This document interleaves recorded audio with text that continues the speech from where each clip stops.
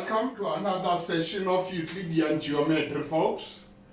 We are doing the converse now to the theorem that says line drawn from center perpendicular to a chord bisects the chord. I'm now going to deal with its converse. The converse to this theorem must be understood as well, and you should be able to prove it. It says a line drawn from the center of the circle bisecting the chord is perpendicular to the chord. I want to revisit the theorem. The theorem stated that a line drawn from center perpendicular to a chord bisects the chord. The converse is saying if a line is drawn from center bisecting the chord, that line is perpendicular to a chord. Be very careful of that. Now, as a reason, you just say line from center bisecting the chord. The proof to this would be as follows. We shall give you circle with center O with the chord AB, where AM is equals to MB now. We are telling you that AM is equals to MB. And what do we want you to prove? We want you to prove that this line is perpendicular to this, like the theorem is stating. How do you do that? Again, remember you need to construct. Your construction would be join O to A and O to B. You need to join those two lines. Let's do that. We join O to A, broken line, and we also join O to B. What can we see there now? We see an old theorem that we know coming back. Remember, OA and OB are radius, and they are from the same point, therefore they are equal. We can see that OM is appearing in both triangles, meaning that it is common. We can also see that AM is said to be equals to MB. Therefore, that means that the two triangles meets one of the conditions of congruency. That is why I'm going to use that theorem to prove the new theorem. I'm starting by saying in triangle OAM and triangle OMB, in these two triangles, what is happening?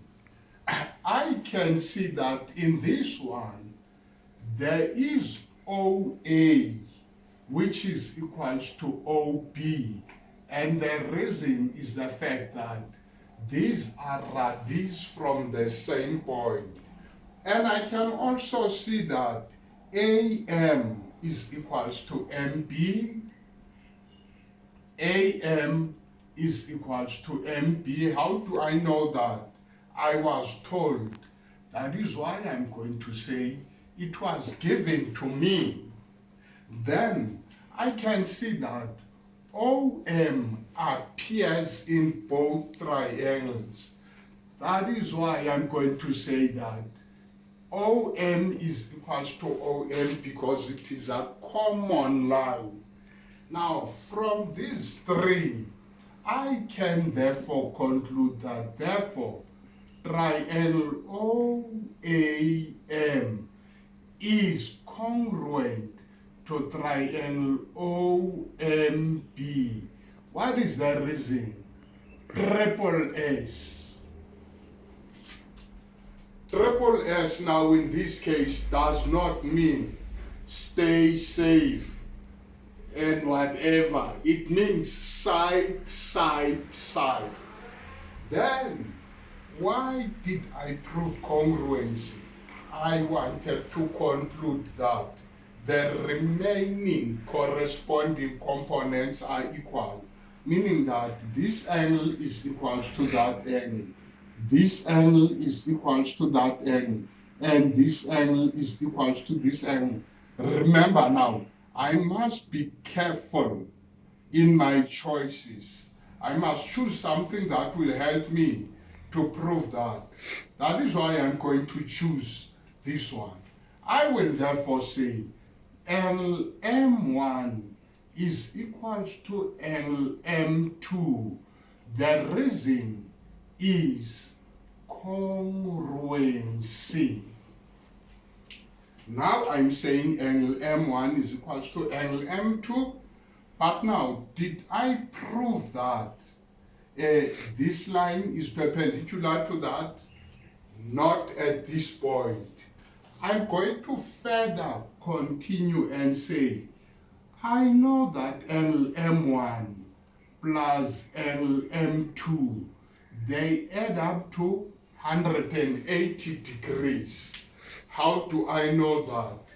These are adjacent supplementary angles.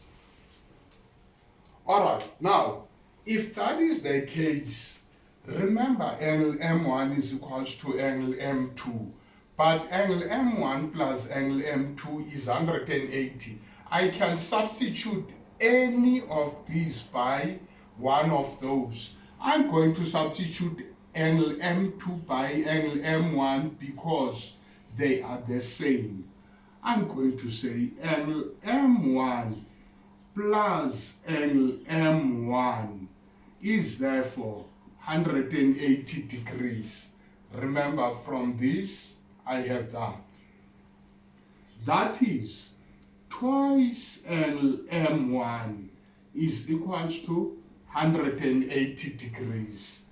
Therefore, I divide both sides by 2. That means angle M1 is equal to 90 degrees. Now I have proved that this angle and that angle, each one of them is 90 degrees. I can therefore conclude that means OM is perpendicular to AB. Why? Remember, I'm saying OM is perpendicular to AB. I'm sorry about that there. It must be AB, not MB. Why is this perpendicular to that now? Because at a point of contact, they form a 90 degrees angle.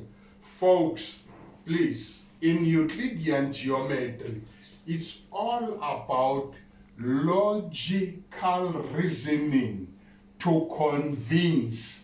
Look at my logic, how beautiful it is. Then right there now, I'm convincing you from all those points.